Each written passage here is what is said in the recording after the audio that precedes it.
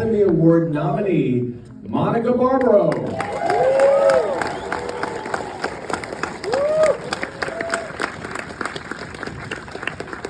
Hi. Oh, we have lights. Hi. Hi. How's it going, everybody? Thank you for staying. Who just saw it for the first time? Oh, wow. Cool. Who's seen it 3 or more times? Wow. You have good taste.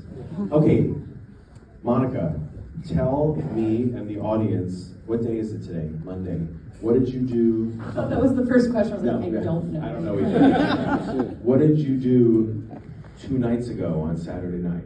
I met Joan Baez in person. She had a concert in San Francisco, and I was doing everything in my power to get back for it. And I made it back from London in time to meet her. Crazy. What can you tell us about what it was like? I'm sure you didn't have a ton of time, but what was it like to meet her after going through this whole experience? We didn't have a ton of time, but she also was like really understanding of, she was like, you must be tired. I was like, wow, that's really... From life? Yeah. This was like a whole, concert for her, a tribute concert, and she sang Diamonds and Rust, and I just was so amazed that she had the wherewithal to like have any concern for my well-being. I was like, wow, that's wild. She was so lovely, and we've been in touch. She left me a voicemail after she saw the movie, and like we've been texting and stuff. I feel very protective of things she's said to me, so when people are like, well, what does she think? I'm like, she's a public person. She can tell you if she wants to, but I'm not gonna Did it make you happy what she said on the voicemail? Yeah, oh yeah. Fully cried and was just like absolutely floored by her. She said really supportive things, and not just about my performance, but about Timmy as Bob and Ed. Like specifically, she just said they're incredible in the film, and so I played it for Ed. We got a chance for me to play it for him, the voicemail, and they spoke while we were working on the movie. So he has a bit of a relationship with her, and yeah, that just was like that was the best.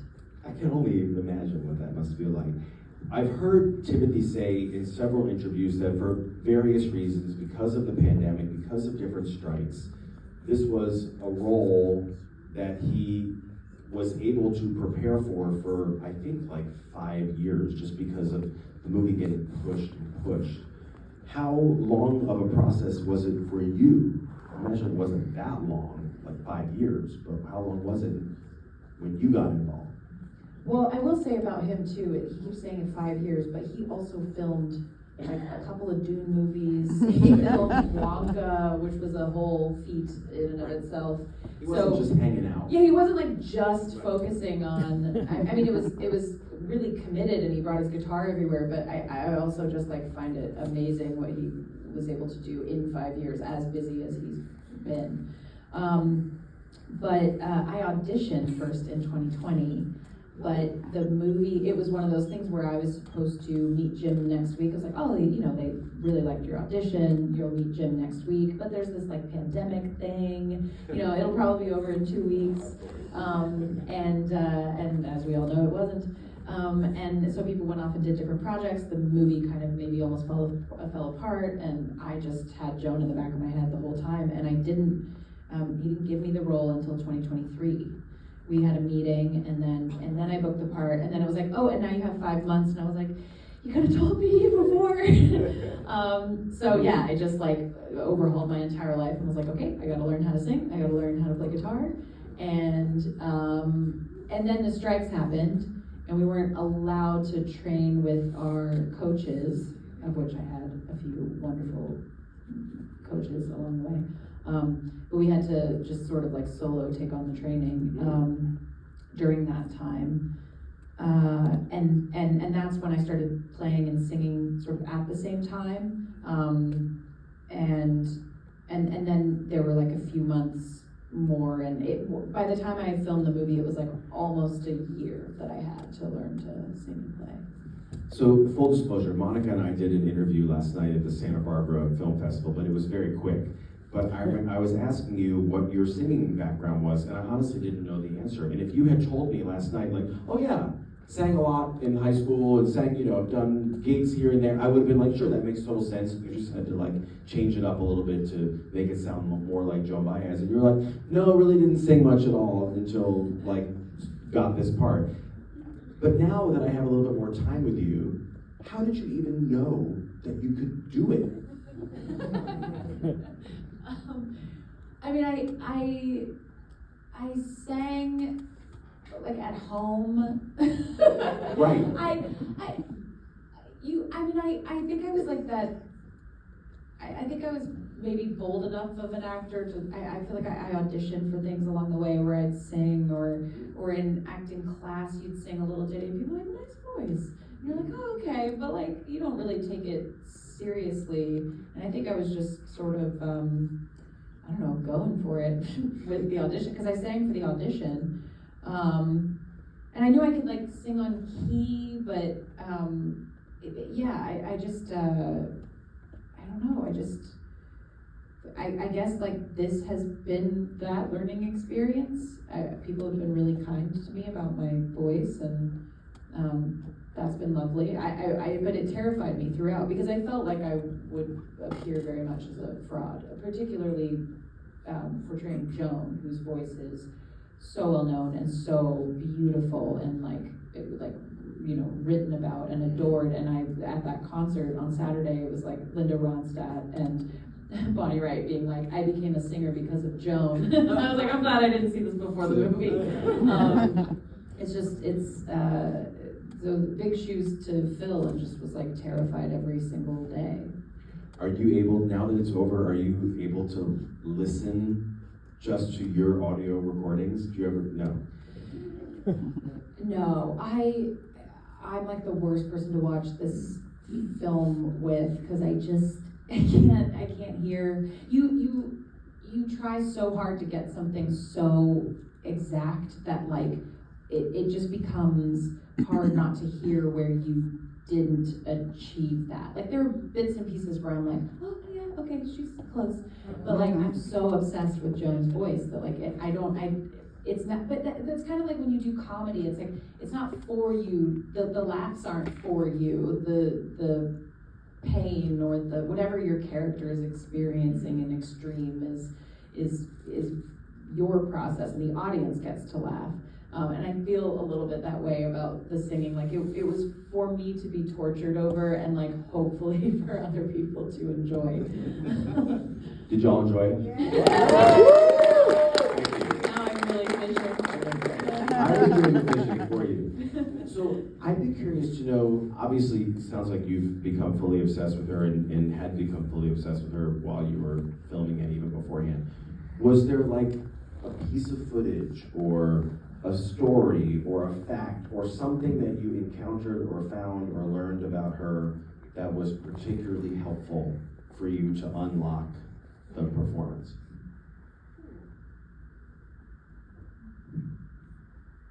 I mean, she's so open about herself. She's written memoirs, she speaks out in documentaries, like she's just, I mean, I think the folk music genre attracted people who were really authentic and honest about themselves. So it's a little bit, I guess, chicken or the egg on that. It's a music form that is about authenticity, when at the time in the world, like especially in America, they were trying to sort of like cover up and heal after World War II, and just sort of like push commercialism in kids' faces, and then these kids are in their early 20s like, this doesn't make any sense, and there's so much like collective trauma that I think they were trying to like express something about. And so she just has that about her. She's just really honest still in concert, just like she tells it like it is. I love it. And so she just, there was just a wealth of information about her, and not the kind of thing where like she was just trying to flatter herself or make herself sound like she was a better person than she is. She's very honest about her, about things that she's not as proud of. So I had so many resources. I think what really helped me was there was a New Yorker article that came out while I was working on this, because she released a book of her drawings and her poetry. And she said in the article,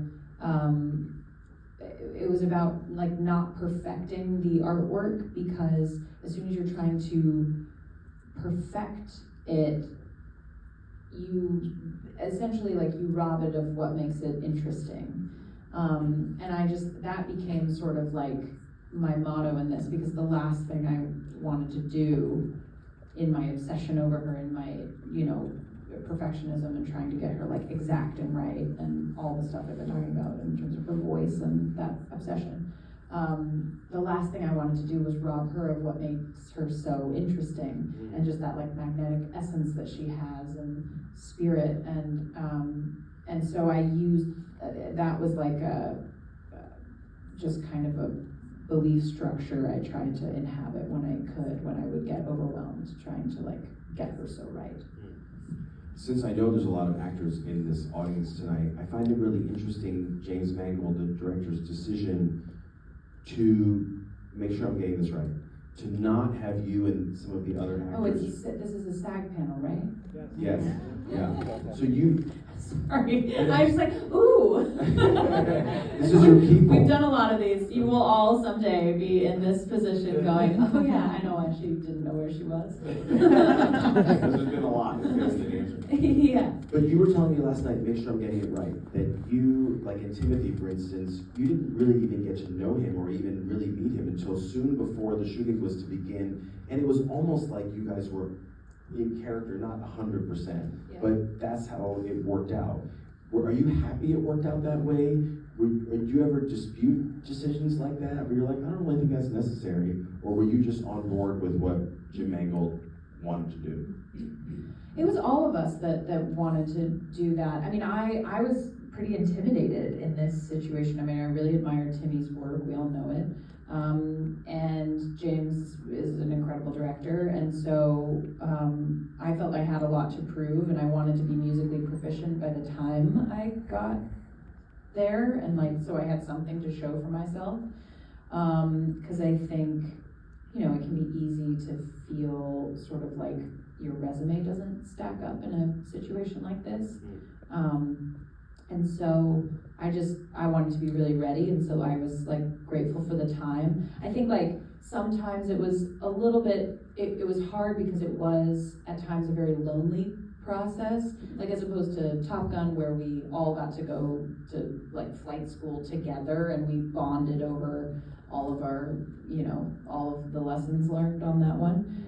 This was like very siloed in a way, and yet once we got there, it was like, I remember sitting with Boyd and talking about like, I was like, oh, like what's Johnny's thing? Like, how does he play guitar? And he was telling me about this like specific technique that Johnny does, and it was actually really cool to kind of all meet as musicians, and that, like you said, like felt more, that was more accurate or like more true to the way these musicians actually met. They trained in their own lives, they turned out to be musicians, and then met each other sort of like along the way and in admiration of each other's music abilities. And so those parallels were there, and that was nice. And then like festivals too.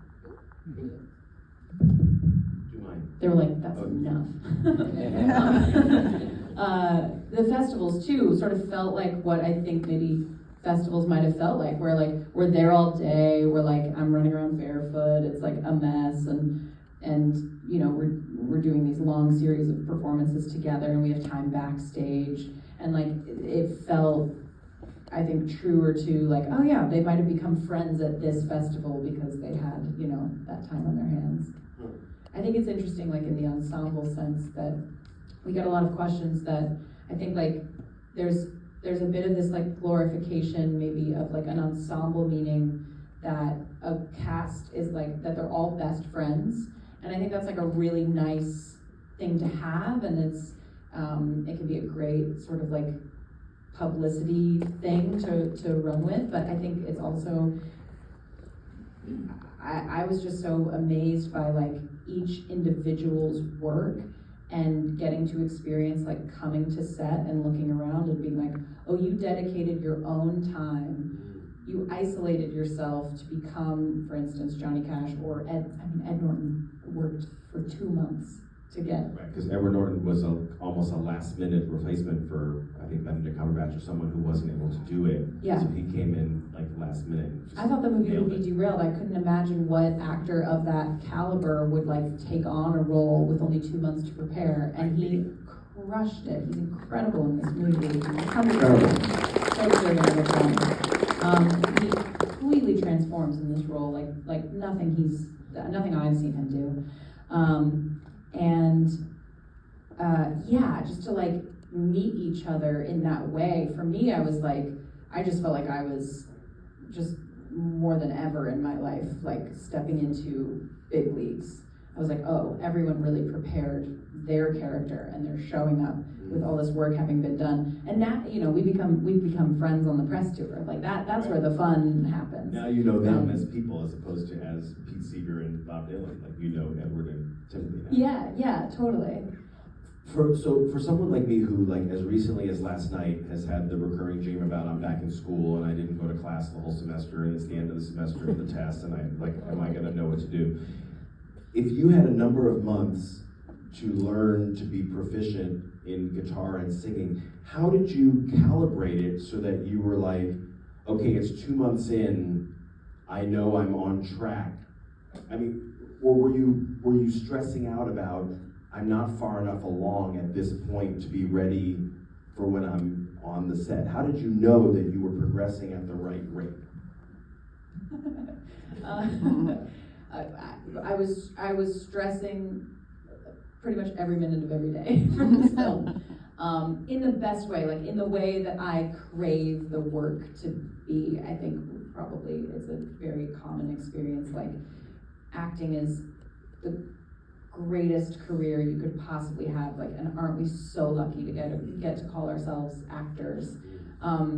There's also a lot of work out there that is fully legitimate and like pay those bills, but like it doesn't feed that thing inside that like is why we got into this. And I think I've found that often it's the more stressful jobs that do fulfill that thing. I mean, you can have a lot of fun on all kinds of sets, but like I think we're like a little bit into a certain kind of emotional torture, in the best way. Again, in that way of like a comedy, it's for the audience to enjoy, but like we're discovering something deeper and more intense. And so yeah, I mean, I was stressed constantly, for all kinds of reasons. The cast, the director, just everyone being great, Joan being great. And alive. The knowing that I would have to perform live, yeah. The skill set I needed to develop. But I guess like if I were to ever explain this to someone who's about to go through the process, what helped me was just there was specific work to do every day. It's sort of like memorizing something where you're like, the first few times you just simply don't know it, but the more you do it, the more the words come to you. You just have to trust. You can't like beat yourself up the third time you've been through a monologue because you've only gone through it 3 times. And what helps me, like the literal thing I would do was like tick marks, and like I would keep track. I had like habit trackers, so I was like every day I have to play guitar for this amount of time. I had like metronome, my metronome beats per minute like established, so that I had to play these songs so slow just to get my hands around to get my thumb and my ring finger to pluck at the same time, like took 2 days. And I did not feel like I had that time, but once it was able to do that, I was in better shape. But what I had to do was go so slow and be so patient with myself. at like 40 beats per minute, and I have videos of it. I should probably post it because I think it's just, I don't know, hilarious how slow it was. And then it was just so satisfying once I got those beats per minute up to 100. Like, I remember I was playing Don't Think Twice in my house, and I just started, I was playing it, it was comfortable, I started like kind of rushing a little bit, and I looked at the beats per minute, and I was like, oh my god, this is faster than I have to play the song in the movie, and I just started crying, because I was like, oh my god, I can do this now. But that took months, and in all those months I was like, I'm never gonna get there, there's no way. I guess you can trust in acting that like they will frame out your hands if they need to. At the end of the day, like they need you to look good at what you do just as much as you do. But yeah, just like every day making sure I did the thing.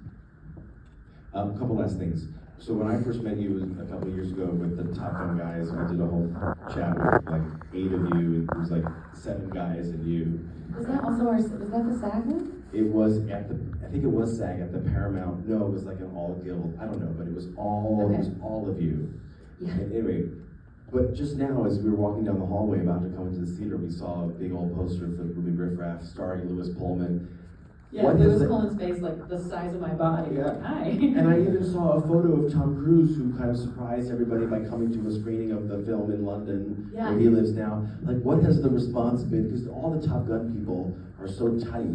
What has it been like for you to hear the excitement surrounding this from all of them?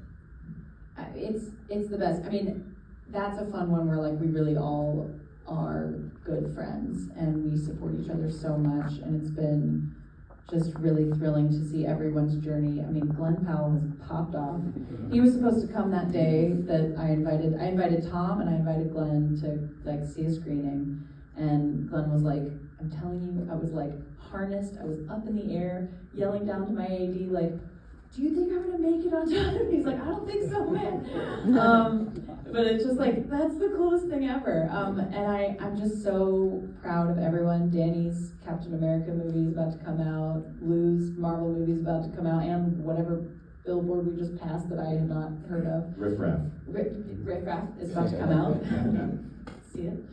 And yeah, I mean, they were so, they congratulated me when the nomination came through, and we were all talking too about like the fires and everything, because Miles' house didn't make it, and it's just it's a very supportive, loving group. It's great. So it is great when you can like have that friendship, but and everyone's doing so well. Everyone's doing well. Last thing, I mean, listen, you're now an Oscar nominee because of this performance. I would tell you, because this movie was the last one that everyone saw, right? It came out like right under the wire. You just wrapped like in June of last year. I mean, it was like boom. So, you know, you kind of came in at the last minute and got that SAG nomination, got the Oscar nomination. But beyond all that, in as much as you can look back at this whole experience, which is still pretty recent, what about it are you most proud of with what you were able to accomplish? Beats per minute? Kinda.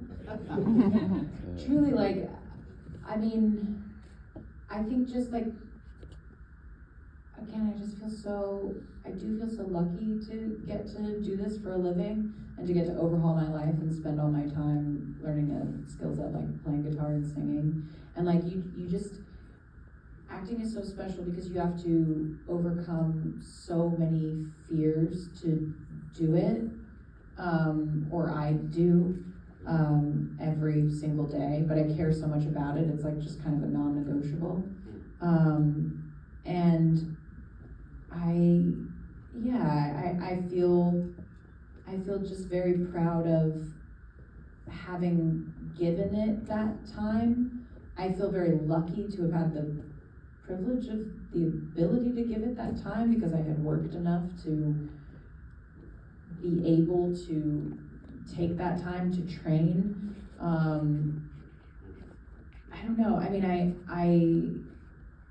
I think I had like really big shoes to fill with Joan, and then also just the most incredible cast to work alongside, and I think I had a lot of insecurities about like my acting background, and I was in another SAG Q&A, and it was like a whole conversation about like, so your TV show background, and I think like, I think it's just really interesting in this industry how people, throughout a career, you're always gonna be like pigeonholed as something. You're a commercial actor, or oh, you do TV, or oh, it's constant, and when you're an actor, and you aren't working, it's like as though it's this sort of embarrassing profession or something, and that just like drives me absolutely insane. And so I'm like proud that I guess I was able to like put that aside and do the job and show up and surprise people who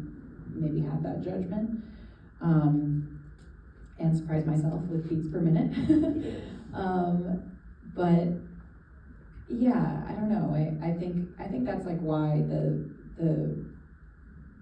the SAG nomination, I mean, it was my first nomination of all of this, but it was also like actually the more emotional one. Just because I think like, I don't know, we get each other, and like we know how hard it is, and as everyone says, like this is a group of your peers. And so I feel like, well, I was like, oh yeah, it's a SAG panel. Oh okay, relax. It just that's the coolest thing ever, to be supported by your peers, and so I'm just really proud of that. I'm super excited for you. Thank you so much for being here. Monica Barbaro, everybody. I'm so glad you all like the movie. Thank you for having me. Have a great night.